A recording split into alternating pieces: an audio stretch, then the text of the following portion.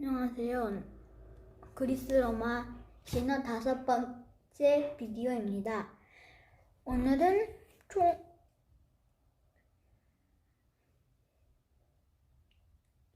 일곱 명의 인물을 보게 될 텐데요. 먼저 첫 번째 인물들을 봐요. 필레몬 부부는 제우스를 정성껏 대접했어요. 어느 날 제우스가 인간 세상에 내려가서 인간들을 보고 싶다고 하셨어요. 그래서 헤르메스와 같이 가겠다고 했는데, 그래서 그 둘은 인간 세상으로 거지 모습으로 변장을 하고 내려갔지요. 그래서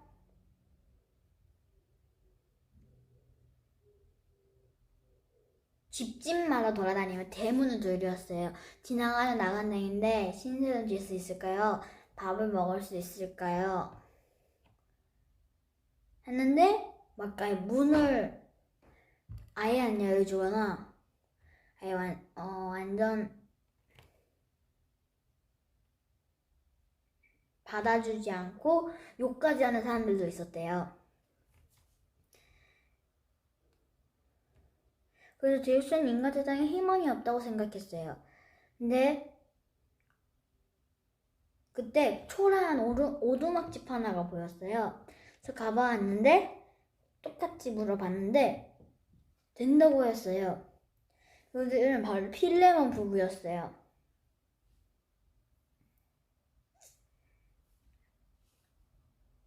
그들은 환한 미소로 그들을 맞이하고 자신들의 식량을 모두 꺼내 굳이 대접했어요. 차린 것은 어찌나 많이 드세요. 양배추국, 올리브와 당근, 구운 달걀 등 부부가 차릴 수 있는 최고의 만찬이었어요. 급기야 마지막 남은 거위를 잡기 위해 밖으로 나갔지요. 그때서야 제우스는 자신이 올림포스 신이라는 것을 밝혔어요. 인간 세상에 와서 실망만 하고 돌아갈 뻔했는데 당신들을 보고 희망을 품고 갔어요. 하지만 다른 인간들에게 이미 화가 나 있었지요. 그래서 그들에게 벌을 내렸어요. 마을 전체가 누브를 보내 사람들이 모두 물에 빠져 죽었지요. 한편 제우스는 필레몬 부부에게 소원을 말해보라고 했어요. 필레몬은 제우스님의 신전에서 죽을 때까지 제우스님 옆에 있어 제우스님을 모시고 싶다고 했고, 바우키스, 그러니까 필레몬의 아내는 남편과 한 달 한시에 같이 죽고 싶다고 했습니다. 그래서 그것은 이루어졌어요. 필레몬 부부는 제우스 신전의 제사장이 되어서 소원대로 같은 날 죽어 보리수와 떡갈나무로 다시 세워놨다고 해요. 다음은 고르디아스예요. 프리기아에 사는 고르디아스는 평범한 농부였어요. 그는 독수리 한 마리가 밭에 앉아 하루 종일 떠나지 않자 그 이유가 궁금했어요. 그래서 그는 예언자의 마을 티르메소스로 가서 그 이유를 물었어요. 고르디아스에게 그 답을 알려준 사람은 키벨레라는 아리따운 처녀였어요. 고르디아스님, 그 독수리를 제우스 신전에 바치세요. 독수리는 제우스의 새입니다. 고르디아스는 자신의 고민을 명쾌하게 해결해준 키벨레에게 감동을 해 청혼했고 훗날 미자스를 낳았어요.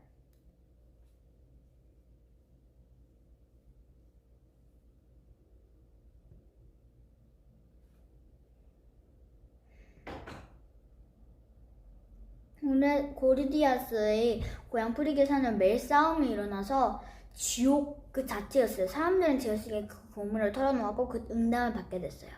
제우스 신전에 맨 처음 이륙마차를 타고 오는 사람이 프리기아의 왕이 될 것이다. 그리고 프리기아인들의 고통은 끝날 것이다. 라고 하였어요. 죄송해요, 눈이 살짝 간지러워. 마침 고르디아스가 가족들과 함께 그 데우스 신전으로 이름마차를 타고 갔대요. 그래서 사람들은 그를 보고 왕으로 섬겼대요. 그는 자신이 타고 온 이름마차 데우스 신전을 기둥에 묶어 놓았어요. 산수유 껍질로 묶은 그 매듭 너무나 복잡해서 아무도 풀 수 없었지요. 그는 이렇게 말했어. 이 매듭을 푸는 자가 훗날 아시아의 왕이 될 것이다. 그 예언은 몇백 년 후에 실현됐어요. 마케도니아의 왕 알렉산드로스가 매듭을 칼로 자른 거예요. 그는 그리스, 페르시아, 인도까지 아시아를 평정한 왕이 되었답니다. 그 다음은 미다스예요. 미다스는 아버지의 뒤를 이어 프리게 황금시대를 화려하게 열었어요. 장미꽃을 좋아해 장미꽃 정원을 놓았어요. 근데 어느 날 정원사들이 가꾸고 있었는데 술 잔뜩 취한 실레노스가 길을 잃고 장미정원 안에 있는 것을 발견했지요. 그는 꽃밭 위에 잠들어 있었어요. 그래서 그 정원사들은 실레노스를 미다스에게 데려갔는데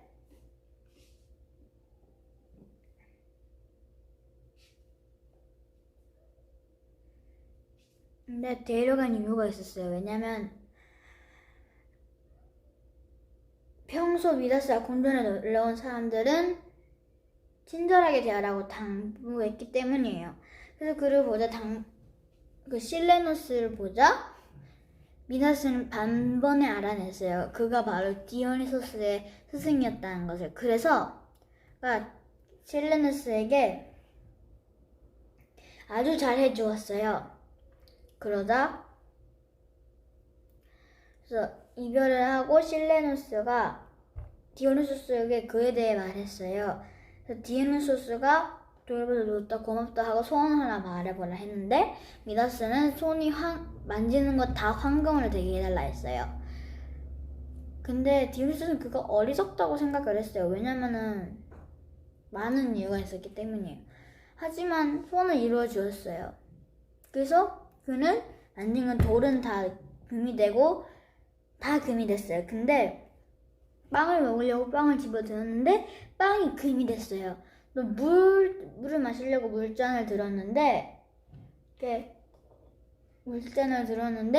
물과 함께 컵이 다 금이 돼버렸어요. 그리고 딸을 알았는데 딸도 금이 되었다고 해요. 가치로 그는 그 손이 싫어가지고 황금 만든 손이 싫어가지고 디오니소스를 찾아갔어요. 이제 황금이 있는 손이 싫어요. 이 손을 거두어 주세요라고 했어요. 그래서 디오니소스는 이제야 깨달아서 다행이구나. 파크톨로스 강에 가서 목욕을 하면 네 욕심도 사라질 거야. 그 일이 있는 뒤부터 파크톨로스 강에서 황금이 많이 나왔대요. 그것을 사금이라고 부르지요. 그 다음은 미다스의 다른 이야기예요. 미다스는 트몰로스 산을 돌아다니며 사티로스들과 친하게 지냈어요. 사티로스는 몸과 얼굴은 인간이지만 하반신은 탈이 잔뜩 난 염소의 모습이었지요. 또 머리는 뿔이 2개나 나 있고 네브리코의 귀는 당나귀 귀처럼 뾰족했어요. 어느 날 사티로스 중 마르시아스 수배의 신이 아폴론에게 악기 실력을 겨뤄보자고 했어요. 그래서 발아들인 아폴론이 둘이 경쟁을 하기 시작했지요. 근데 심판관은 미다스와 트몰로스의 산신이 맡았어요. 그래서 산이 울릴 정도로 아름다운 마르시아스 연주와 우아한 아폴론의 리라 연주는 우열을 가리기 힘들었어요. 심판관 미다스는 또 무승부라고 했어요. 하지만 아폴론은 연주 시합이 무승부로 끝난 게 화가 났어요. 그래서 악기를 거꾸로 들고 연주하자는 횡령한 제안을 했어요. 그래서 했는데 피리는 거꾸로 못 불잖아요. 그래서 티우스가 졌어요. 그래서 승리는 아폴론에게 갔지요. 그래서 마르시아스는 약속대로 나무에 묻힌 채 살가죽이 벗겨지는 고통을 받아야 했어요. 미다스는 마르시아스가 불쌍해서 아폴론에게 항의를 했어요. 그래서 화가 난 아폴론은 그렇게 쭉 잡아당겼어요. 그래서 귀가 늘어나더니 털이 났어요.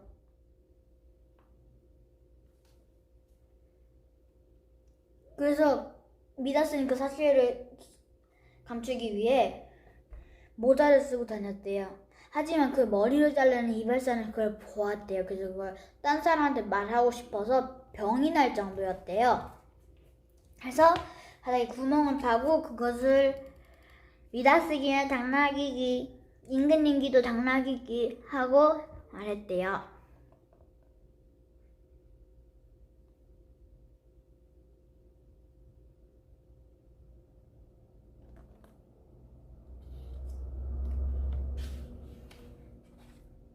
그 다음은 탄탈로스예요.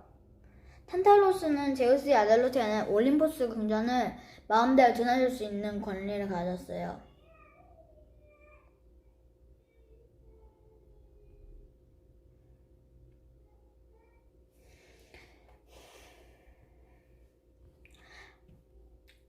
그는 몰래 넥타를 훔쳐서 인간들에게 주기도 하고 항무개를 훔치고 끝까지 발뺌하기도 했어요.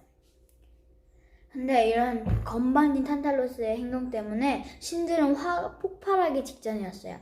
하루 탄탈로스가 신들을 달래기 위해 식사를 대접했어요. 하지만 탄탈로스 오면 다시 시작되었죠.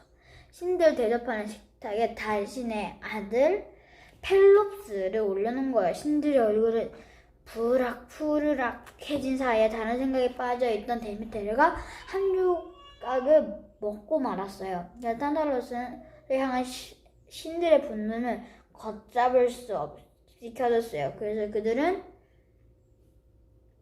타르타로스 지옥의 연못 속에 던져 넣었어요. 탈로스 물이 턱까지 차오르는 곳에서 갈증을 참은 물을 흘렸어요. 바로 아래 물이 있는데 입이 닿지 않아 속이 타는 것 같았어요. 그리고 바로 위에 사과나무가 있는데 손이 안 닿아요. 손을 뻗어도 안 닿아요. 그리고 나무 위에 아주 큰 돌이 있는데 떨어질랑 말랑 해가지고 위험했대요.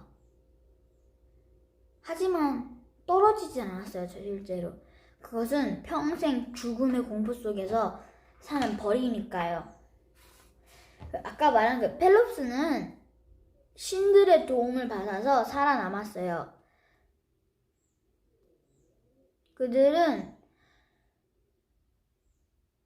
신들은 그를 다시 살려주었고 포세이돈 궁전에서 키웠어요. 청년이 된 펠롭스는 포세이돈 궁전에 나와 앨리스를 떠났어요.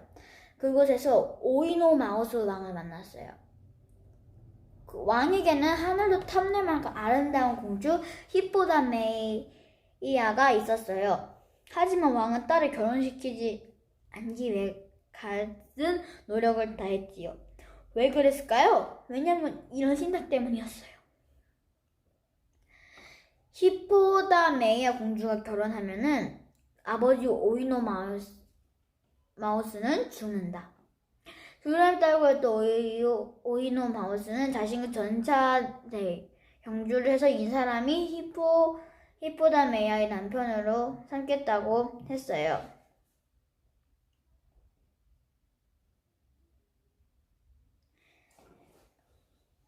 근데 왕은 일부러 늦기 시작해 날카로운 창을 그 청년에게 던져서 그 청년을 죽여버렸지요. 그러다가 펠롭스가 히포다메이아 공주를 봤어요. 그래서 그 사랑이 엄청 기뻐졌는데 누구도 막을 수 없었대요.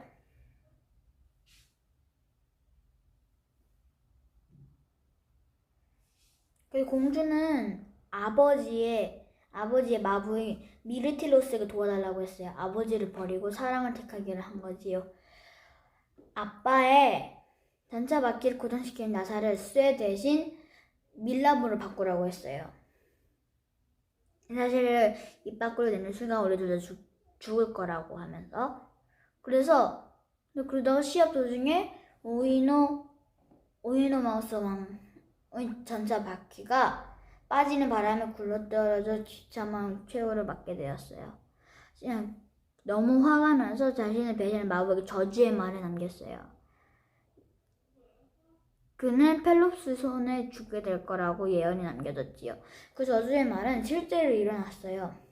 마부도 그냥 죽을 수 없어 이렇게 말했지요. 펠롭스의 자손들은 장차 불행해질 것이다. 결국 오이노마우스를 비롯해 마부 펠롭스의 자손들은 비참하게 비극을 겪게 되었어요.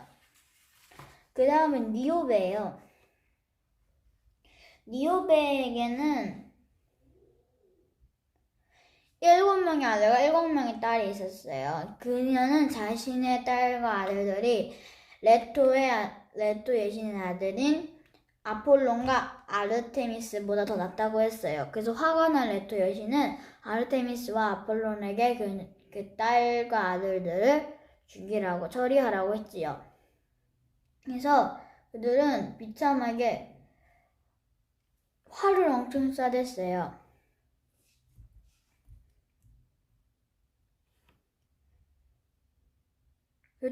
그리고 또 다른 이유가 있어요. 왜냐면 게다가 니오베가 테베 여인들 재단 준비를 방했다 소문이 들리자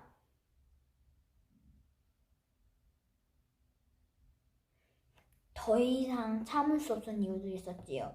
그래서 그들은 유부자비한 공격이 시작되었어요. 니오베는 마지막 순간에야 막내딸을 살려달라고 애원했어요. 그 엄청나게 레토의 여신에게 내 용서를 빌었죠. 하지만 레토 여신은 니오베의 모든 자식이 죽을 때까지 공격을 멈추지 않았어요. 그래서 다 죽을 때 너무나게 슬픈 니오베는 고통으로 몸이 점점 굳어가면서 돌이 되었어요. 니오베는 지금도 시필로스 산의 마르토에게 니찬 바위가 되어 눈물을 흘리고 있다고 해요. 오늘의 비디오는 여기까지예요.